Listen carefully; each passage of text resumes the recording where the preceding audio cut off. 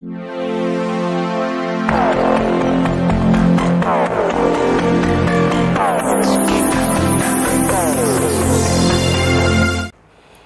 Friends, welcome to coding with Sonia.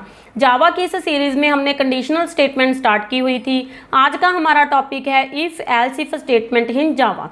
हमने पहले if statement complete कर ली है, देन हमने इफ़ एल्स स्टेटमेंट कंप्लीट कर ली है, और आज का हमारा टॉपिक है if else statement if else if statement in Java. देखिए, जब भी हमने इफ़ स्टेटमेंट के बारे में बात की थी, अगर हमारे पास किसी कंडीशन का आंसर ओनली येस है तो हम इफ़ स्टेटमेंट यूज़ करते हैं। अगर कंडीशन का आंसर येस और नो है तो हम इफ़ एल्स स्टेटमेंट यूज़ करते हैं।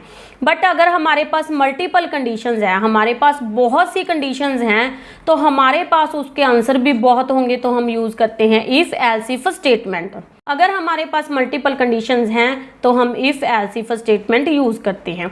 जैसे मेरे पास मान लीजिए ग्रेड है, मुझे स्टूडेंट के ग्रेड प्रिंट कराने हैं और मुझे मार्क्स गिवन है।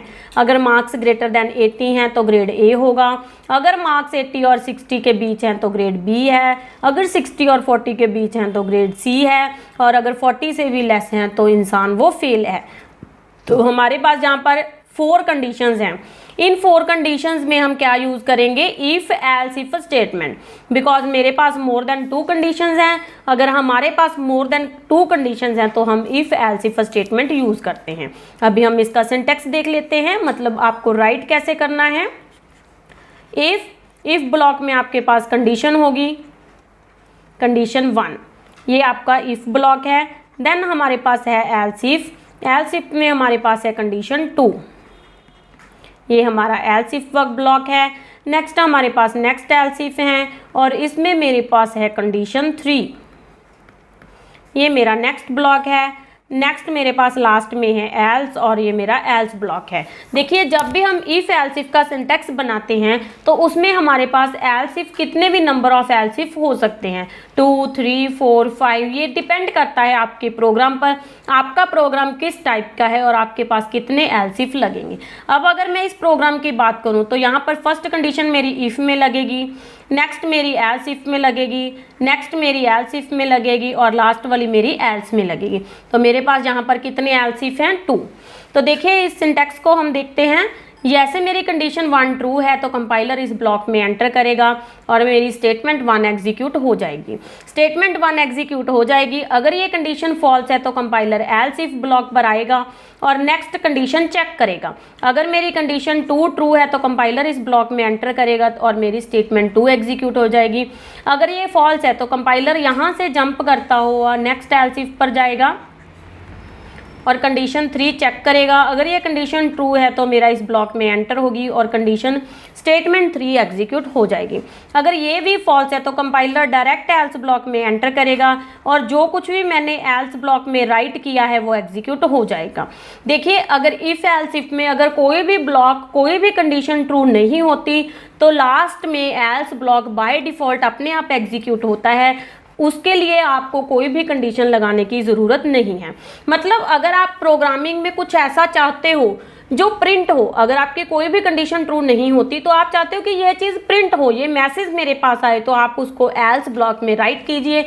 वो लाइन आपकी बाय डिफ़ॉल्ट अगर कोई भी कंडीशन ट्रू नहीं होती तो एग्जीक्यूट हो जाएगी। अभी हम इसका फ्लो चार्ट करते हैं। फ्लो चार्ट का मतलब होता है ग्राफिकल रिप्रेजेंटेशन। सबसे पहले हमको स्टार्ट करना है। स्टार्ट के बाद आपको कंडीशन लगानी है। डायमंड सिंबल यूज़ किया मैंने कंडीशन लगाने के लिए। देखिए, जब भी आप कंडीशन लगाते हो तो या तो आपकी कंडीशन ट्रू हो सकती है या आपकी कंडीशन फॉल्स हो सकती है, मगर आपका फ्लो या तो ट्रू की तरफ होगा या फ्लो आपका फॉल्स की तरफ होगा। अगर ट्रू की तरफ हो रहा है तो यहाँ पर स्टेटमेंट 1 मेरे पास एग्जीक्यूट हो जाएगी, बट अगर फॉल्स हो रहा है तो क्या होगा? तो मेरी नेक्स्ट कंडीशन चेक होगी। अगर मेरी कंडीशन 2 ट्रू है, कंडीशन 2 ट्रू है तो मेरी स्टेटमेंट 2 एग्जीक्यूट हो जाएगी। बट अगर मेरी कंडीशन 2 फॉल्स है, अगर मेरी कंडीशन फॉल्स है तो मेरी नेक्स्ट कंडीशन C3 चेक होगी। अगर C3 ट्रू है तो मेरी स्टेटमेंट S3 एग्जीक्यूट हो जाएगी। बट अगर C3 फॉल्स है तो मेरी स्टेटमेंट S4 जो मैंने डिफ़ॉल्ट में लिखी हैं वो एग्जीक्यूट हो जाएंगी। इसी तरह से आप कितनी भी कंडीशंस लगा सकते हो और आप कितनी भी स्टेटमेंट एग्जीक्यूट करा सकते हो। लास्ट में मेरे पास एक नेक्स्ट स्टेटमेंट है। नेक्स्ट स्टेटमेंट को S1 के बाद, S2 के बाद, S3 के बाद और देन S4 के बाद एग्जीक्यूट होना ही है। नेक्स्ट स्टेटमेंट जो आप बिल्कुल लास्ट में लिखोगे, जैसे मैंने लास्ट में लिख दिया एंड ऑफ द प्रोग्राम, तो आपका end of the program every statement के बाद एग्जीक्यूट होगा, चाहे आपकी कोई कंडीशन ट्रू हो, चाहे कोई आपकी कंडीशन ट्रू ना हो। ये वो लाइन है जिसने एग्जीक्यूट होना ही होना है। अगर आपका प्रोग्राम एंड हो जाता है तो इस लाइन ने एग्जीक्यूट होना ही होना है। अभी हम जल्दी से एक प्रोग्राम राइट करेंगे।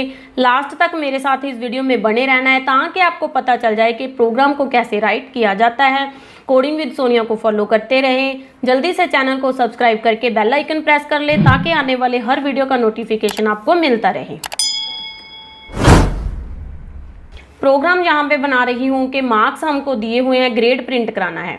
अगर मार्क्स 80 के ज़्यादा हैं तो मेरे पास ग्रेड ए है, 80 भी और 80 के इक्वल भी। अगर लेस देन 80 हैं और ग्रेटर देन और इक्वल टू 70 हैं तो ग्रेड बी है। अगर लेस देन 70 हैं, ग्रेटर देन इक्वल टू 60 हैं तो ग्रेड बी है।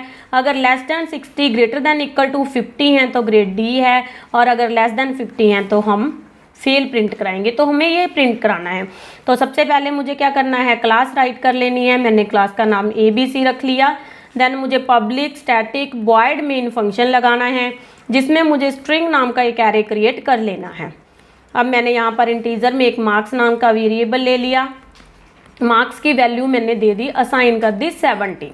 आप मार्क्स की वैल्यू कोई भी असाइन कर सकते हो। अगर आप असाइन नहीं करना चाहते तो आप इनपुट भी करा सकते हो। इनपुट जावा में कैसे कराया जाता है जो मैंने लास्ट वीडियो लेक्चर में बता दिया था। अगर आप सीखना चाहते हो कि कैसे इनपुट कराया जाता है तो मेरा प्रीवियस वीडियो एक्सेस कर लीजिए। इफ़ मार्क्स ग्रेटर देन 80, अगर marks greater than equal to 80 हैं तो मेरे पास system dot out dot print L N क्या हो, ग्रेड ए। नेक्स्ट मेरी कंडीशन एल्स इफ में लगेगी।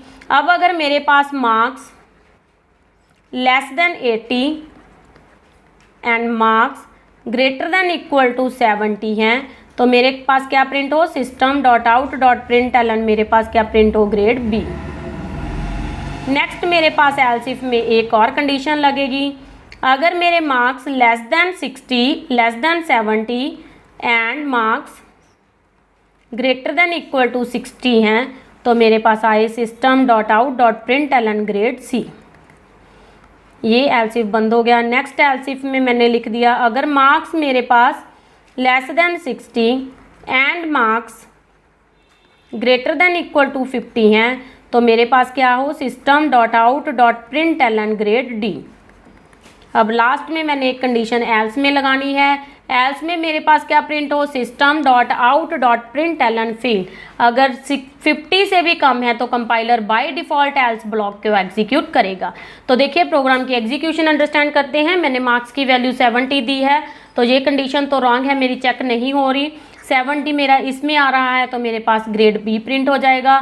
अगर मैंने मार्क्स की वैल्यू 60 दी होती तो मेरे पास ग्रेड सी प्रिंट होता। अगर मैंने मार्क्स की वैल्यू 50 दी है तो पहले कंपाइलर ये कंडीशन चेक करेगा फॉल्स है, देन एल्स इफ पर जाएगा फॉल्स है, देन नेक्स्ट एल्स इफ पर जाएगा फॉल्स है, देन नेक्स्ट में आएगा ये कंडीशन ट्रू है तो मेरे पास ग्रेड डी प्रिंट हो जाएगा। देखिए ये एंड ऑपरेटर है। एंड ऑपरेटर यूज़ किया जाता है अगर दोनों कंडीशंस को आपको अटैच करना है, अगर आपको दो कंडीशंस को चेक करना है एक साथ। अब मैं यहाँ पर 80 और 70 दोनों के बीच में चेक कर रही हूँ तो मैंने दोनों को ज्वाइंट करने के लिए यहाँ पर एंड ऑपरेटर लगा दिया ताकि मेरी दोनों एक्सप्रेशन ज्वाइंट हो जाए। अगर आप सीखना चाहते हो कि ऑपरेटर को कैसे यूज़ किया जाता है तो उस पर भी मैंने अलग से एक वीडियो बना रखा है, आप उसको एक्सेस कर लीजिए और वहाँ से आप देख सकते हो ऑपरेटर को कैसे यूज़ किया जाता है। आई होप आपको ये प्रोग्राम अच्छे से समझ आ गया होगा। अब आप अपना कोड एडिटर नेटबीन्स ओपन कीजिए और इस प्रोग्राम को वहाँ पर राइट कीजिए और एग्जीक्यूट करके देखिए कि आपका प्रोग्राम रन हो रहा है या नहीं हो रहा है। अगर आपको नहीं पता कि नेटबीन्स को कैसे डाउनलोड करना है, कैसे इंस्टॉल करना है, तो मेरा वो वीडियो एक्सेस कर लीजिए। उसमें मैंने बता रखा है कि नेटबीन्स को डाउनलोड कैसे करना है, नेटबीन्स को इंस्टॉल कैसे करना है और नेटबीन्स को यूज़ करते हुए आपको प्रोग्राम को कैसे रन करना है। आप मुझे फेसबुक, इंस्टाग्राम, ट्विटर पर भी फॉलो कर सकते हो। कोडिंग सीखने के लिए कोडिंग विद सोनिया में बने रहिए और कोडिंग विद सोनिया को फॉलो करते रहिए। मिलते हैं नेक्स्ट वीडियो लेक्चर में, तब तक के लिए थैंक यू वेरी मच।